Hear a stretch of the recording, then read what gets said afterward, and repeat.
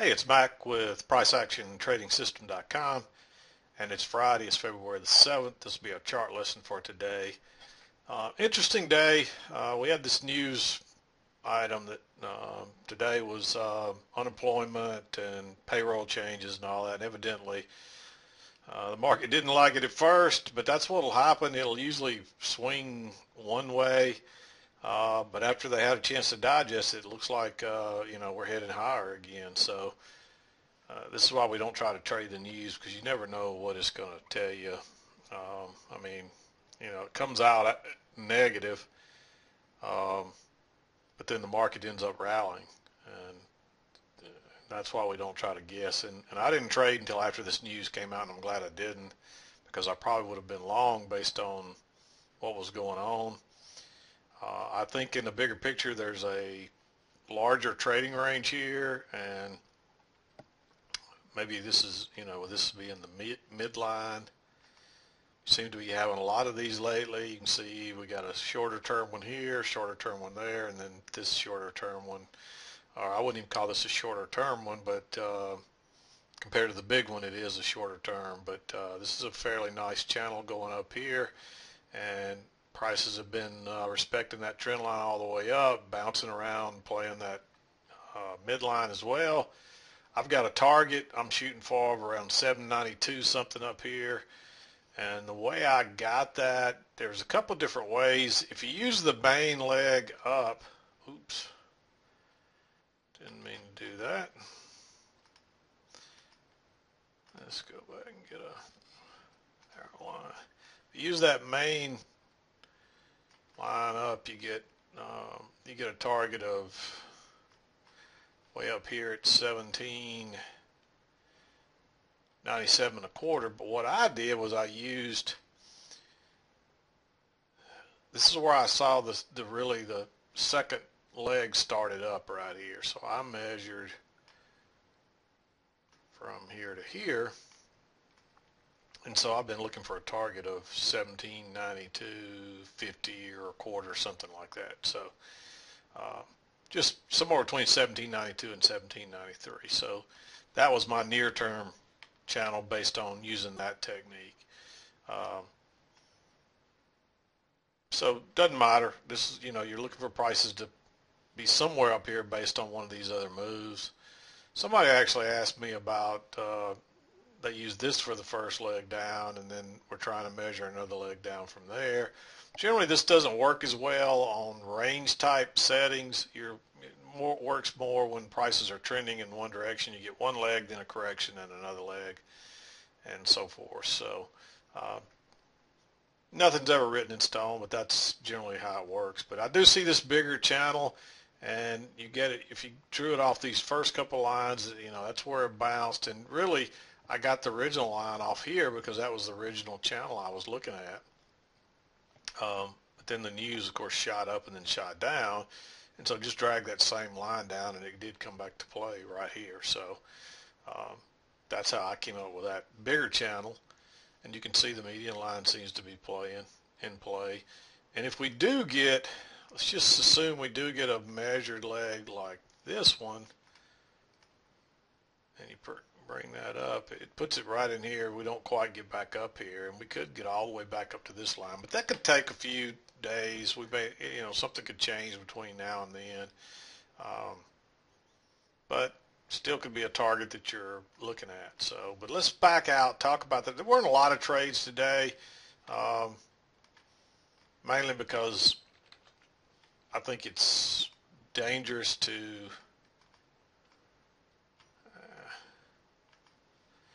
try to enter around this news. But if you follow me any amount of time, you've heard me say it before. Generally, when you get a big news item, it's very rare that the news will start a trend that continues on. There's hardly, it's just rare. What usually will happen is you'll get some emotional move based off the news, and then sometime very shortly after, it'll take it all back. So it didn't surprise me at all that we came right back up here within. Just see how long that took. I'd say the reversal started right here at 7:30, So by 8 o'clock, 30 minutes later, we took all that back. And of course, that first move happened in 7:33 minutes. And it took about a half hour to take it all back, and the market reset. And it basically corrected a little bit. It looked like it might be going to be a range day. And then next thing you know, you're heading on for another leg up, um, like this. And and I got a target of 1793 almost, 1792 something. And so that's what, just remember that about the news is that generally you don't get trends. I'm not saying that you could never get a trend, but most of the time what happens, and if you go back and listen, anytime I've ever shown you a big news move like this, I can show you over and over how it takes it back rather shortly. So that would get you thinking long here, and that might have kept you in these trades. I didn't mark you these trades because they're very aggressive setups, but if you knew you were shooting for a target of prices to come back to here, and you had this channel with the median line, you might have taken those trades. And I almost drew them in green, but I got thinking, you know what? No, I'm not going to do it. Um, it's too risky. So, and even this one should have been green right here. It's a little aggressive trade, but it's a nice trade. I'll talk about it when we get there. But this was the first trade that I saw that set up pretty good this morning, and it's a failed second entry short, and it's really a double failed second entry short. Let me show you how, because I'm counting off the lows. There's your pullback, your first entry pullback. There's a second entry right off the EMA, but off the top it's a first entry. Then it pulls back. Let me move this. And you get a second entry right there. So it's a second entry. It's a failed second entry counting off either way, counting off the high or the low. And that's generally a pretty good trade. You got to trap both ways. So you're probably trapping people thinking both ways. So just go long right there and look at that move. Boom. That's the kind you like to see. It threw me off a little bit. I actually got this line by drawing it off these first two swings and dragging it down. I wasn't quite sure I had it right when we went a little bit lower here, but we got right back in there, and the median line seemed to play out as well, so I left it like that. Maybe this was the break, and we got a couple of legs up and then the correction, but maybe, sometimes you'll see that where you get a little breakout early, but it doesn't really change anything until you get the break later. And if you count this as the break, then you got two legs up to a new high, and then guess what? You get a reversal. And I wouldn't. It was tempting to go short right here, but I didn't mark it. But anyway, let's get there first. But this was a great setup here, and then you get a second entry long here. Notice this new high, pullback, first entry, pullback. Even though you didn't get a lower low here, you got a lower high, so a break above that bar is a second entry, and off it goes. And then you should have at least been looking for a measured leg, like this being leg one, with prices going to here. But you got to think that prices are probably coming back up here to reset the news item. And again, if aggressive trader might have gone long off these two bounces here if you saw the median line. So that's something to think about. I didn't mark them, and I'm not going to mark them. I just think they're too aggressive. But then you get this entry. It's a first entry. Again, it's a kind of a type of second entry because you're coming down. And actually, it's not. I take that back. It never broke higher till right here. But the reason I like this one is you got all these overlapping bars at the EMA, plus this bigger median line, if you saw that, which was originally my trend line because I had it drawn off these lows here. I originally had it a little higher, but as the day progressed, and it probably works right there as well. To get the equal distance, I ended up adjusting it down below these closes and stuff, and that did work out for kind of the equal distance. So depends on how you saw it, but either way, there's it broke lower out of that little congestion area and then turned up. You got plenty of room back up here. Easy scalp, but you didn't get anything else out of it. You got a second entry long here, and if it would have broke above on that bar, I would have thought about taking it, but once this one closed inside this one, and then you had 3 bars stacked up there, I thought it was a little risky going long. Better to wait on a little better setup, and then you finally get a failed first entry short counting off this end, and then it tries to go higher, and you get that second entry. It's not really a failure, and you might have even thought about it, the trap there, but I just think it was too risky with all this overlap and stuff. So I didn't like going short there either. But when it hung up down here and turned up and closed on its high, I like that. Almost like I mean, it works like a failed second entry, even though it's not, um, because it didn't go very far. So a lot of people got short right in there that are going to be trapped. And when it turns up, you can see that it shoots up pretty quickly. Um, I didn't see anything else there. And again, I didn't like going short here because we're all still above the EMA, have been. We don't really have a new high above this yet. Not that we're going to get it, but there's a possibility. So I just didn't like going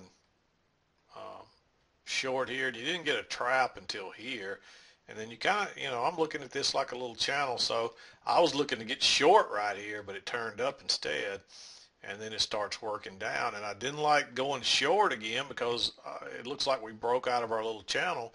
But it just turned out, if you drag that up, when we tried to go higher again here and had the failed second entry long coming right off that line again, basically, I liked going short right there. And even if you didn't, you should have gone short below that one. Because now it's looking like we got a median line and this is just a bigger channel. And this turned out to be a pretty good trade. It took it a few minutes to get going. Actually, I put that back in the wrong spot, and it goes right there. It took this a few minutes to get going, but it turned out to be a pretty good trade. And then you get a second entry. Notice the 2 legs back to the EMA, the trend line. Second entry right there, another fairly good, decent trade. And then it starts finding support in here. You might have even thought, if you didn't see this trend line right here, of course that bounces right off that line. So if you drug this down and kind of found the equal distance, you didn't really even have to have the equal distance, just drag it down to the lows here. And when you bounce there, that kind of had me concerned. There's another second entry short here. It's the first break of this, but I didn't like it. I probably should make that one green because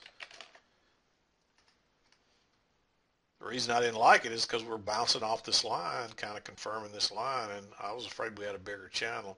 And it turns out I'm right, but you still would have got your scalp. So I'll mark that because that is a nice 2-legged pullback. It's the first break of this real channel here. And a lot of people may not have seen this trend line, and in that case, they're probably going to take this, and you see it would have worked. But I just don't like the way it's set up that close to this trend line because there's a good chance it bounces, which it does.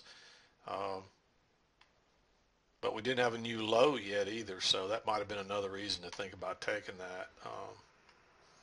But I didn't like it. I just think it was risky. Notice that we do have a little bit of a trap here with those matching lows. So I was tempted to even make that one along, but if you didn't go along there, you didn't really get a chance until you had this failed second entry short here. Notice this new low. It's low. It's that little trap. First entry pullback, second entry, it fails, instantly turns up. Easy trade. No real runners though. Then you get a second entry long off of that. This one takes a minute to get going, but then it's off to the races. And I didn't like entering here because we're kind of in no man's land. It's a second entry, and I think it would have worked, but I didn't like taking it because I was afraid we were coming back to here, which we were. But I still think this trade worked. 83 1/4. No, it would have been a 4-tick failure if you used a stop. Now, if you used a limit order, which may or might not have gotten filled, I can't remember if it came back or not after it broke higher. But I didn't like that trade for that reason, even though it's a second entry. We've kind of overshot the upper side. It's not a very good setup. The bar didn't close on its high. We did bounce off the EMA, but we were below the median line, and we're not back to this one. So just sit tight, and when it comes back here, that's like a two-legged correction on a bigger picture. That's one leg back, correction, two legs back. Um, so I like that one. Bounces right off. It's like I said, it's basically a second entry long on the bigger picture. And again, it takes it a little bit, but this is what a strong trend will look like this. Lots of overlapping bars, lots of dojis, but it just keeps going higher and higher and higher. So that's not uncommon for trades to look like that. And that was the last trade that I bought for the day. I was managing a runner up through here. We still haven't got to my target. I finally gave up when we got hung up in this right here and just closed my runner. I was trying to hold on to a runner, see if I could hit a target, but I didn't today. So um, it did really well, but it didn't reach my target. We may still get there, but I was tired of waiting on it. So, and somebody actually asked me about that. They said they were surprised I was trading as late in the day when they talked to me, but that's why I was managing that runner and just kind of sitting here watching and trying to answer some emails and things like that. So, but anyway, not a lot of setups today, but the ones we had, there were some pretty good moves, some pretty good runners. The news is what gets people. This is a good reason why you want to be out maybe 10 or 15 minutes before the news happens. And definitely don't take any new trades by then, because as good as that looked to the upside, and I guarantee there were people buying this thing all the way up when that news shot out, and then suddenly it reverses and it goes all the way down, and they probably reverse to the short side, and just about the time they're getting reversed to the short side, it's headed the other way and ends up going way up here for the day. So you just have to be really, really careful.